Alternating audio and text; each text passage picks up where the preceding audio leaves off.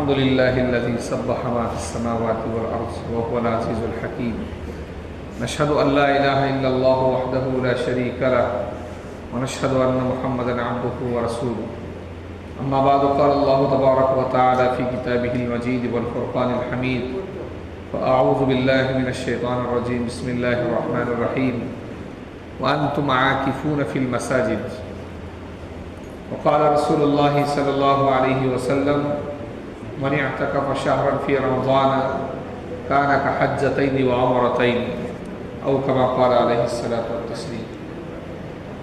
محترم اور مکرم حاضرین، اللہ رب العزت کا شکر و احسان ہے کہ اللہ تعالیٰ نے رمضان مبارک کی عبادتیں ہمیں ادا کرنے کی توفیق عطا فرمائی۔ اللہ کی طرف سے روزے رکھنے کی توفیق ملنا یہ بھی بڑی نعمت ہے، اور اللہ کی طرف سے تراویح پڑھنے کی توفیق ملنا یہ بھی بڑی نعمت ہے۔ آج کی جو مجلس ہے اس کے اندر اعتکاف کے بارے میں ہمیں جاننا ہے۔ اعتکاف جناب محمد رسول اللہ صلی اللہ علیہ وسلم کی ایسی سنت ہے کہ آپ صلی اللہ علیہ وسلم نے مدینہ ہجرت کرنے کے بعد، مکہ المکرمہ آپ کا پیدائشی گاؤں شہر ہے، وہاں سے نکلنے کے بعد جب مدینہ آئے تو سوائے ایک مرتبہ کے زندگی میں کوئی اعتکاف حضور اکرم صلی اللہ علیہ وسلم نے نہیں چھوڑا۔ تو آپ صلی اللہ علیہ وسلم کی یہ سنت مؤکدہ اور دائمی سنت ہے ہمیشہ۔ حضرت عائشہ صدیقہ رضی اللہ عنہ فرماتی ہے کان یعتکف العشر الاواخر من رمضان حتی توفاہ اللہ، کہ رمضان کے آخری عشرے کا جناب محمد رسول اللہ صلی اللہ علیہ وسلم اعتکاف فرماتے رہے یہاں تک کہ آپ کا انتقال ہو گیا۔ یعنی اپنی زندگی کے آخری لمحات تک اعتکاف آپ صلی اللہ علیہ وسلم نے فرمایا ہے۔ اور بعض مرتبہ حضور اکرم صلی اللہ علیہ وسلم نے پورے رمضان کا اعتکاف فرمایا۔ پہلے 10 دنوں کا اعتکاف فرمایا، پھر 10 دن ہونے کے بعد اور دوسرے 10 دنوں کا اعتکاف فرمایا، پھر اپنے تمبو سے سر باہر نکالا۔ جیسے ہمارے آج کل کپڑا لگایا جاتا ہے، پہلے مسجدوں میں خیمے لگائے جاتے تھے جس کو ہم جھوپڑی کہتے ہیں، پہلے زمانے میں جھوپڑی، ویسے خیمے آج بھی آتے ہیں، جو ٹورسٹ لوگ رہتے ہیں اس کو استعمال کرتے ہیں۔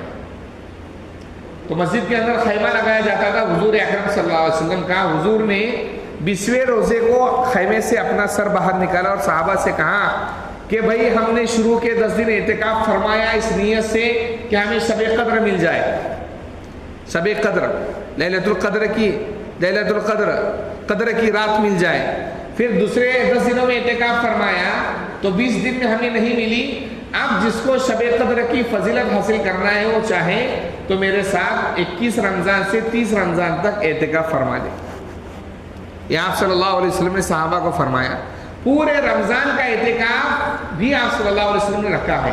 اور جس سال حضور اکرم صلی اللہ علیہ وسلم کا انتقال ہوا وہ آخری سال آپ صلی اللہ علیہ وسلم نے 20 دنوں کا اعتکاف فرمایا۔ 11 رمضان سے لے کر 30 رمضان تک آپ صلی اللہ علیہ وسلم نے اعتکاف فرمایا۔ ایک اعتکاف جو آپ صلی اللہ علیہ وسلم نے چھوڑا ہے اعتکاف، اس کی وجہ یہ ہے کہ ایک مرتبہ حضور اکرم صلی اللہ علیہ وسلم رمضان کا مہینہ آنے کے بعد اعتکاف کا ارادہ ہوا تو حضرت عائشہ نے کہا رضی اللہ عنہا کہ میں اعتکاف کرنا چاہتی ہوں، تو حضور نے کہا کہ لگاؤ خیمے۔ دیکھو حضور اکرم صلی اللہ علیہ وسلم کے زمانے میں عورتیں مسجدوں میں نماز پڑھتی تھی، اور آج کے زمانے میں عورتیں مسجد میں نماز پڑھنا حرام ہے۔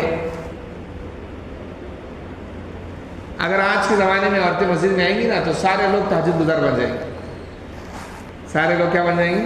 یعنی بے نمازی تہجد گزار بن جائیں گے۔ کیوں؟ فتنے کا دور۔ حضرت عمر نے منع کیا تھا کہ نہیں،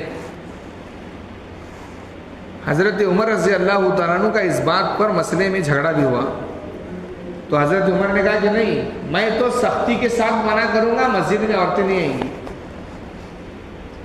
آپ بولیں گے کہ پھر خانہ کعبہ کے اندر جب جاتے ہیں تو وہاں پر عورتیں ہوتی ہیں۔ خدا کے اتنے بڑے گھر میں جا کر کوئی بد نظری سے دیکھے تو اس سے بڑا بدبخت کون ہو سکتا ہے؟ بیت اللہ کے اندر جا کر اگر کوئی بد نظری کا شکار ہوتا ہے تو اس سے بڑا بدبخت اور بد نصیب کون ہو سکتا ہے؟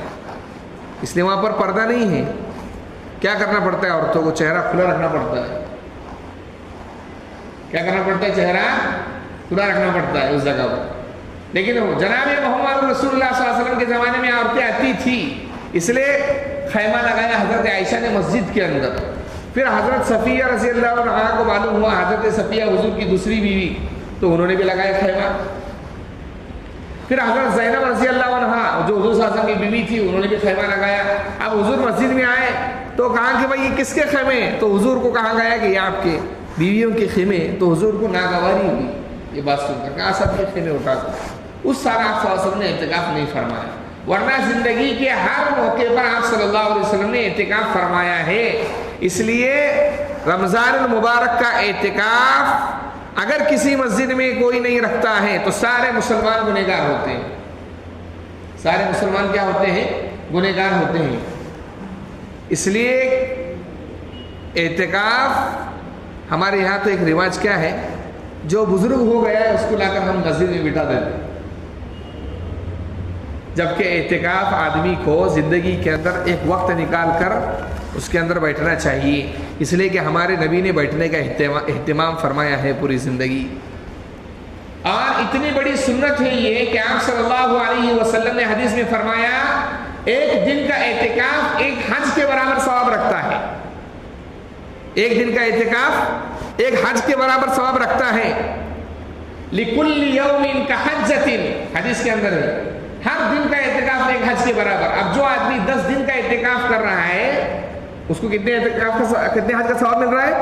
10 حج کا اعتکاف ثواب مل رہا ہے. بلکہ آپ صلی اللہ علیہ وسلم نے دوسرے حدیث کے اندر یہ بھی فرمایا ہے کہ جس نے رمضان کے 10 دنوں کا اعتکاف فرمایا گویا کہ اس نے 2 حج اور 2 عمرے کیے. اب 2 حج کرنا اس زمانے کے اندر 10 لاکھ روپے خرچہ کرنا ہے، کمیٹی سے جانا ہے، اور اگر پرائیویٹ جانا ہے تو 14 لاکھ روپے خرچہ آتا ہے ایک آدمی کا. تو جناب محمد رسول اللہ صلی اللہ علیہ وسلم نے حج کی فضیلت اور 2 عمروں کی فضیلت، گویا کہ 18 لاکھ کی فضیلت آدمی اس مہینے کے اندر اعتکاف کے اندر بیٹھ کر حاصل کر سکتا ہے. تیسری فضیلت حضور اکرم صلی اللہ علیہ وسلم نے یہ فرمائی، اعتکاف میں بیٹھنے والا گناہوں سے محفوظ رہتا ہے. کیوں؟ باہر فتنوں کا دور ہے، فتنوں کا دور آ چکا ہے. اب انتظار میں نہ رہے کہ ارے قیامت بہت دور ہے، آ چکی ہے قیامت. خانہ کعبہ تک اور مدینہ منورہ کے اندر اگر تھیٹر کھلتا ہے، کافر اگر مدینہ کے اندر جا کر مسجد نبوی میں کھڑے ہو کر اگر ویڈیو نکالتا ہے تو پھر قیامت کی دوری میں کیا شک رہ گیا ہے؟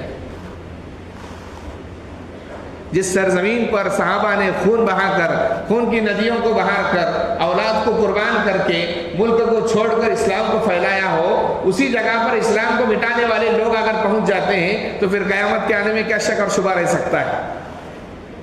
کچھ نہیں رہ سکتا. اس لیے حضور اکرم صلی اللہ علیہ وسلم نے قیامت کی نشانیوں میں سے جو نشانی فرمائی تھی کہ لوگ اپنے مشورے کو ترجیح دیں گے، اپنی رائے کو سب سے بھاری رائے بتائیں گے، اور بخیل پن عام ہو جائے گا. چنگوس مارواڑی ہر آدمی بنے گا، ہر آدمی اپنے جیب سے پیسہ خرچ کرنے کو بوجھ سمجھے گا. سمجھ لو کہ وہ وقت آ چکا ہے کہ لوگ اپنے گھر کی فکر کرے. آپ صلی اللہ علیہ وسلم نے حدیث میں فرمایا وَلْيَسَعْكَ بَيْتُكَ، تیرا گھر تیرے لیے کافی ہو جائے. فتنوں کا دور بہت دنوں پہلے آ چکا ہے. اعتکاف کرنے والا فتنوں سے محفوظ رہتا ہے، مسجد کے اندر آ کر بیٹھتا ہے تو گناہوں سے بچ جاتا ہے. لیکن مسجد میں آ کر بیٹھنے کے بعد غیبت سے بچنا چاہیے، چغل خوری سے بچنا چاہیے، حسد کرنے سے بچنا چاہیے، زبان سے گالی نکالنے سے بچنا چاہیے. تیسرا فائدہ یہ ہے، حدیث میں آپ صلی اللہ علیہ وسلم نے فرمایا اگر کوئی آدمی ایسا ہے جو رمضان کے مہینے میں کسی غریب کی مدد کرتا ہے، کسی غریب کو کھانا کھلاتا ہے، کسی بیمار کی عیادت کرتا ہے، اپنی ماں کی خدمت کرتا ہے، یا کوئی اور نیک کام کرتا ہے اور اعتکاف میں بیٹھنے کی وجہ سے وہ کام نہیں کر سکتا، تو اللہ اس کو وہ کام کرنے کا ثواب اعتکاف میں بیٹھنے کی وجہ سے دے دیتے ہیں. یہ چوتھی فضیلت اس کی یہ ہے. اور حضرت عطا بن رواح رضی رحمت اللہ علیہ جنہوں نے صحابہ کو دیکھا، جو صحابہ کے شاگرد ہیں، فرماتے ہیں اعتکاف میں بیٹھنے والا ایسا ہے جیسے اللہ کے گھر کا مجرم ہے.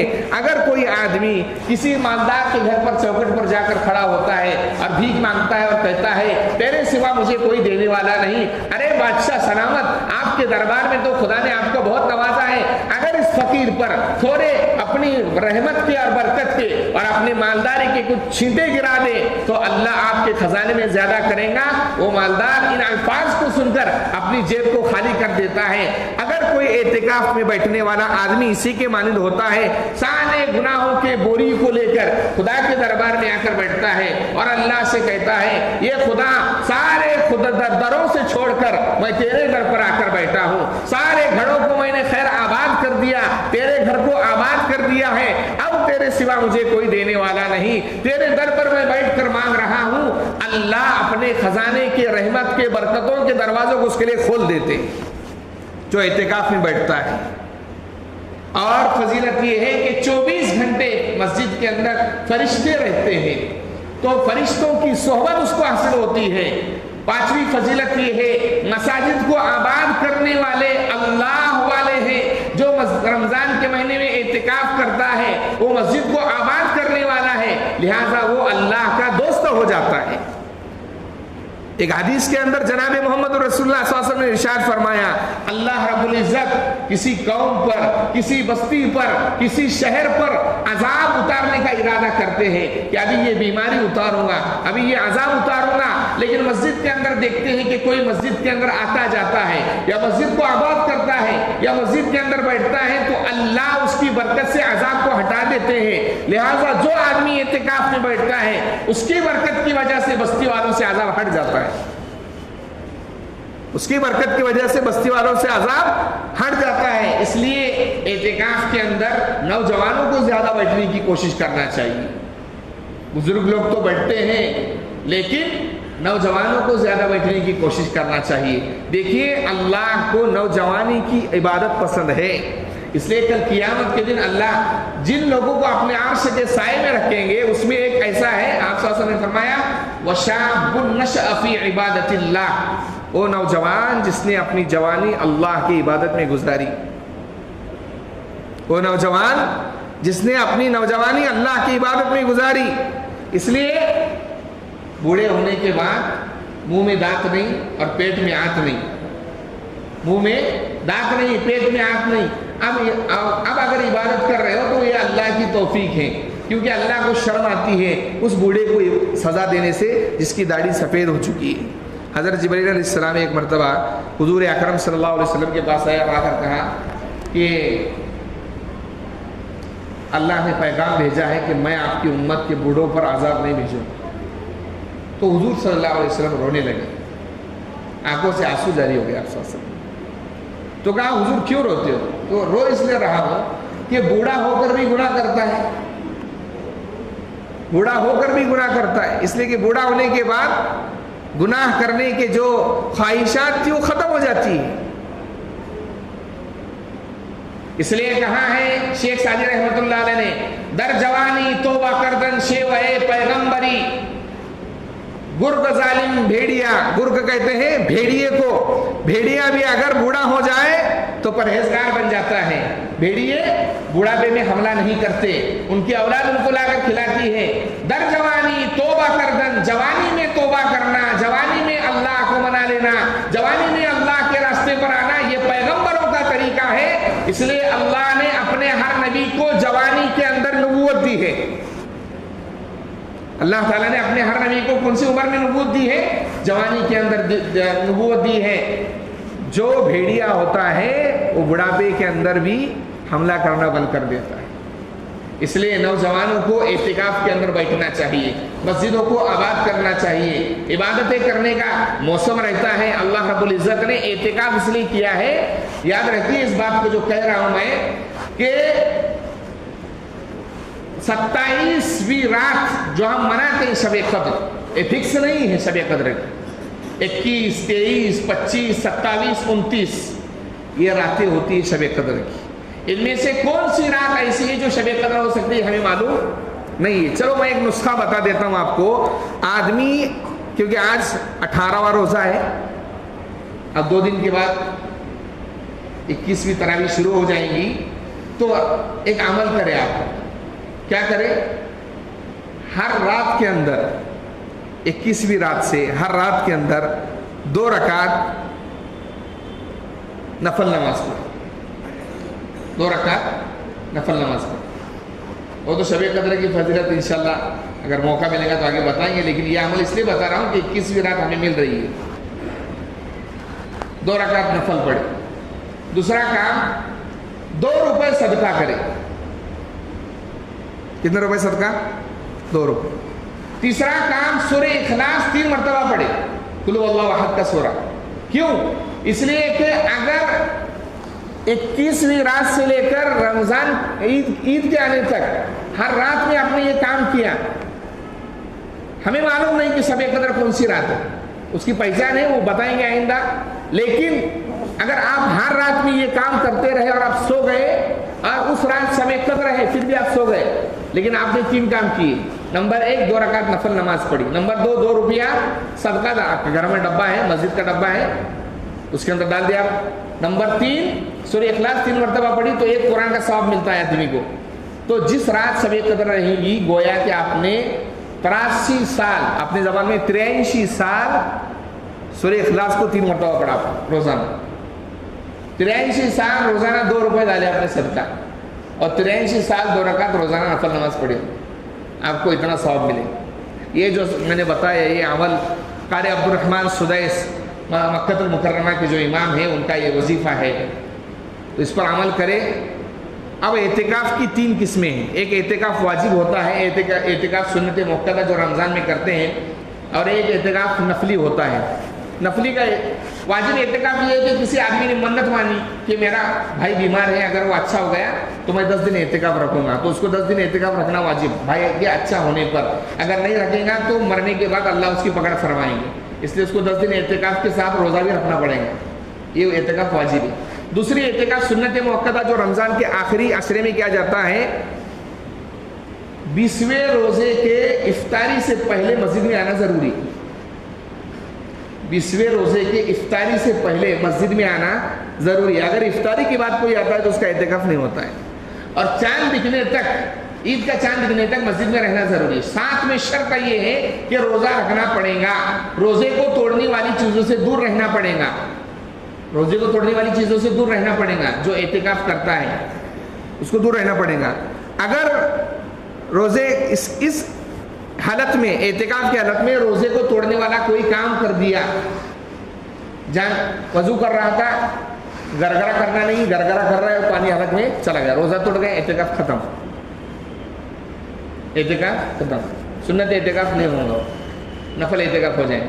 اس لیے روزے کو توڑنے والی چیزوں سے بچنا ہے اعتکاف کے اندر۔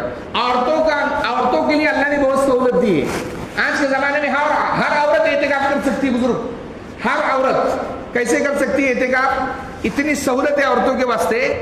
ہمارے اس زمانے میں ہمیں عورتوں کو 10 دن دیکھیے، حضور اکرم صلی اللہ علیہ وسلم حدیث میں آتا ہے، حضور اکرم صلی اللہ علیہ وسلم آخری دنوں میں ازار باندھتے تھے، لنگی باندھتے تھے، شد میزرہ وایقظ اہلہ، اپنی ازار کو، لنگی کو باندھتے تھے۔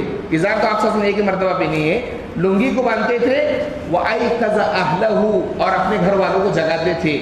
لنگی باندھنے کا مطلب کیا ہے؟ اپنی عورت سے دور رہنا، آخری 10 دن میں ہم بستری نہ کرنا، اس لیے عورتوں کو اعتکاف کرنے کا وقت دینا چاہیے۔ بہت سہولت ہے عورتوں کے واسطے، جس بیڈ روم میں آپ کی وائف سوتی ہے اس جگہ پورے کمرے کے اندر اعتکاف کی نیت کرے۔ آسان عورت کو بتا رہا ہوں اعتکاف کا، ہر عورت ہماری اعتکاف کا ثواب حاصل کر سکتی ہے۔ ضرورت جو ہے اعتکاف کے اندر معاف ہے، جیسے سنڈاس کو جانا، پیشاب کو جانا۔ اگر کسی کا گھر 1 کلومیٹر نہیں 5 کلومیٹر دور ہے، پھر بھی وہ سحری کے واسطے ڈبہ لانے جا سکتا ہے، اعتکاف کی حالت میں افطاری کا ڈبہ لانے جا سکتا ہے۔ کسی آدمی کا مسئلہ، عورت کا مسئلہ کیا ہے؟ عورت کھانا پکانے کی ضرورت ہے، اس کو صبح میں سحری کا، شام میں کھانا پکانے کی ضرورت ہے، اپنے بیڈ روم سے نکلیں گی صبح میں، پیشاب پکانے سے فارغ ہو جائیں گی، سحری کا انتظام کریں گی، گھر والے سارے کھائیں گے، سحری کرنے کے بعد فوراً اس کمرے میں جائیں گی، جس کمرے میں جو بیڈ روم ہے وہاں اعتکاف کی اس نے نیت کی۔ اب دوپہر کے اندر وضو کرنا ہے تو باتھ روم میں جا کے وضو کر سکتی ہے، عصر میں وضو کرنا ہے باتھ روم میں جا کے وضو کر سکتی ہے، ضرورت کے واسطے جا سکتی ہے۔ اب آ گیا افطاری کا پکانے کا وقت، تو پکانے کے وقت میں عورت کیا کر سکتی ہے؟ اپنے کمرے سے نکل کر کھانا پکا سکتی ہے، افطاری کر سکتی ہے، اور افطاری کا سامان تیار کر کے افطاری کا کرے، اپنے بیڈ روم میں کرے۔ سحری بھی اپنے بیڈ روم میں کرے، لیکن پکانے کا جو وقت ہے جتنا چاہے 1 گھنٹہ لگے 1.5 گھنٹہ لگے جو بھی سحری اور افطاری کا وہ عورت جو ہے اپنے کچن میں گزار سکتی ہے، اور باقی سارے 10 دن کہاں پر اپنے بیڈ روم میں اعتکاف کی نیت سے گزار سکتی ہے۔ کتنی سہولت ہے عورتوں کے واسطے۔ اس لیے ہماری مائیں اور بہنیں ان کو اعتکاف کی نصیحت کرنا چاہیے گھر میں جا کر کہ آپ اعتکاف کریں، یہ طریقہ ہے، یہ مسئلہ ہے۔ مرد حضرات اعتکاف کے اندر صرف اور صرف پیشاب پاخانے کے لیے باہر نکل سکتے ہیں، مسجد کی باؤنڈری کے باہر 1 قدم رکھنا جائز نہیں مردوں کے لیے۔ آپ کچھ لوگ کیا کرتے ہیں اعتکاف میں خاموش بیٹھتے ہیں۔ بھئی خاموش کب بیٹھنا عبادت ہے؟ جب آپ کے بولنے سے کسی دوسرے کو تکلیف ہوتی ہے تب خاموش بیٹھنا عبادت ہے۔ سبحان اللہ پڑھو، الحمدللہ پڑھو، لا الہ الا اللہ محمد رسول اللہ، کلمے قرآن شریف پڑھو، درود شریف پڑھو، یہ عبادت کرتے رہو۔ جمعہ کا غسل بھی اعتکاف کرنے والے کو نہیں کرنا چاہیے۔ جمعہ کا غسل بھی اعتکاف کرنے والے کو نہیں کرنا چاہیے، لیکن آج کی ایک نئی کتاب چھپی ہے مسائل رمضان، اس میں لکھا ہے کہ جمعہ کا غسل کر سکتے ہیں لیکن نہیں کرنا چاہیے بہرحال، کیونکہ ایک یا 2 جمعہ آتے ہیں، لیکن اس مرتبہ صرف 1 جمعہ آئے گا تو آدمی جمعہ کا غسل بھی نہ کرے۔ ہاں احتلام ہو جائے تو پھر فوراً مسجد سے باہر نکلے، غسل کرے، پھر مسجد کے اندر آ جائے۔ سحری اور افطاری مسجد کے اندر بیٹھ کر کرنا ہے۔ ڈبہ آدمی گھر میں جا کر لا سکتا ہے، گھر میں جا کر لا سکتا ہے۔ اگر گھر میں جا کر سحری بھی کرتا ہے تو جائز ہے، افطاری بھی کرتا ہے تو جائز ہے، لیکن بہتر طریقہ یہ ہے کہ ڈبہ یہاں پر لائے، سحری یہاں پر کرے، ڈبہ لے کر بیٹھے یہاں پر افطاری کرے۔ مسجد کے باہر نکلیں گا تو کتنا ہی 9 دن بھی ہو گیا، آخری دن باقی ہے 10واں روزہ، تو اعتکاف ٹوٹ جائے گا۔ یہ سنت اعتکاف کے مسائل تھے جو میں نے ابھی آپ کو بتائے ہیں۔ تیسرا اعتکاف ہے نفلی اعتکاف۔ جب بھی مسجد کے اندر داخل ہو تو اعتکاف کی دعا پڑھ لے، بسم اللہ دخلت علیہ توکلت ونویت سنت الاعتکاف۔ اگر کسی کو عربی زبان نہیں آتی ہے اردو کے اندر بول دے کہ میں اعتکاف کی نیت کرتا ہوں، بس اتنا کافی۔ جتنی نیتیں ہیں نا، روزے کی نیت ہے، اعتکاف کی نیت ہے، یہاں یہ کوئی دعا پڑھنا کوئی ضروری نہیں ہے۔ وبصوم غد نویت من شہر رمضان، یہ کوئی پڑھنا ضروری نہیں ہے۔ اس طرح نماز کی نیت باندھتے ہم 2 رکعت جمعہ کی فرض نماز پڑھتا ہوں پیچھے سے امام کے، یہ بھی کوئی ضروری نہیں ہے، نہ سنت ہے۔ دل کا ارادہ ہی نیت ہے، دل کا ارادہ ہی نیت ہے۔ اس لیے مسجد کے اندر جب بھی داخل ہو زبان سے بولتے یا دل کے اندر ارادہ کر لے کہ میں اعتکاف کی نیت کرتا ہوں۔ تو یہ چند مسائل تھے جو اعتکاف کے میں نے ابھی بتائے۔ اس لیے سارے ہی لوگوں کو اپنے اپنے مسجدوں کے اندر خدا کے گھر کو آباد کرنے کی کوشش کرنا چاہیے، اور جو لوگ بہت بیزی ہیں، کام کاج کے اندر لگے ہوئے ہیں، ان کے لیے آخری فضیلت جناب محمد رسول اللہ صلی اللہ علیہ وسلم کی بتا دیتا ہوں۔ آپ صلی اللہ علیہ وسلم نے ارشاد فرمایا، رمضان کے مہینے کے اندر جو کوئی آخری عشرے میں مغرب سے لے کر عشاء تک مسجد کے اندر اعتکاف کی نیت سے بیٹھتا ہے۔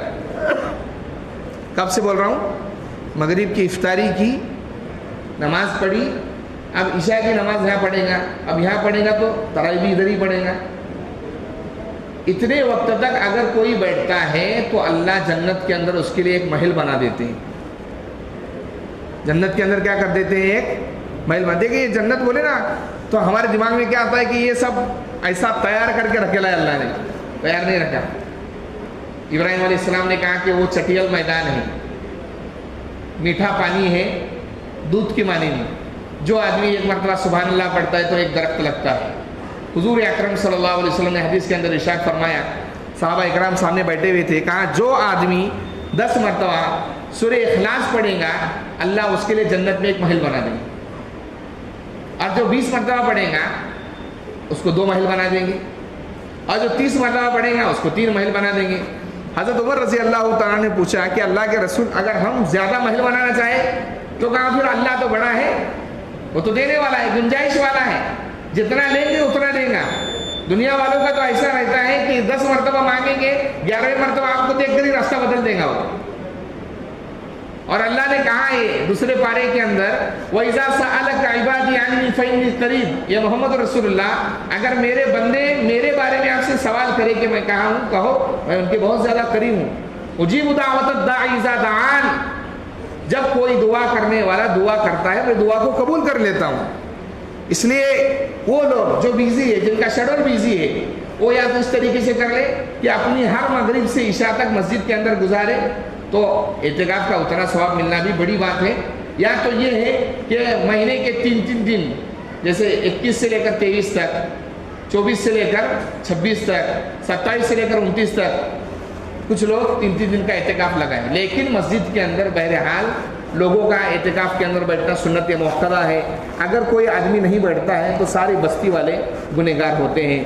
نوجوانوں کو زیادہ فکر کرنا چاہیے، ابھی نہیں تو آئندہ رمضان، آئندہ نہیں تو اس کے آئندہ رمضان، ایک ایسا ماحول بنائے کہ رمضان کے اندر ہمارے یہاں ایسا ہوتا ہے کہ ہم رمضان میں کمائی کی زیادہ فکر کرتے ہیں، جبکہ ہمیں فکر کرنا چاہیے شعبان کے مہینے میں زیادہ کمائی کی، تاکہ شعبان کے مہینے میں کمائے تو رمضان کا مہینہ پورا عبادتوں میں گزارے. شیخ الحدیث زکریا رحمۃ اللہ علیہ فضائل اعمال جنہوں نے لکھی ہے، ان کا معمول تھا، مولانا الیاس رحمۃ اللہ علیہ کے بھانجے ہیں، بھتیجے ہیں، مولانا الیاس رحمۃ اللہ علیہ کے بھتیجے. ایک آدمی، مالدار آدمی ملنے آیا ان سے، شیخ الحدیث زکریا رحمۃ اللہ علیہ سے. تو فجر کی نماز کے بعد حضرت فجر کی نماز پڑھائے اور کمرے میں چلے گئے، چھوٹا کمرہ، اور وہ قرآن پڑھتے رہے. پھر ظہر تک انتظار کیا، تو ظہر کو آئے حضرت اور فوراً جو ہے ظہر کی پڑھی، سنت پڑھی، فرض پڑھی اور کمرے میں چلے گئے. پھر عصر کو باہر نکلے، پھر سنت پڑھی، یہ پڑھی، فرض پڑھی اور فوراً کمرے میں چلے گئے. وہ انتظار کر رہا ہے کہ ابھی ملاقات ہوں گی. اور پھر مغرب کو آئے، مغرب کے بعد حضرت نے جو ہے اوابین کی رکعت مانی، عشاء تک پڑھے.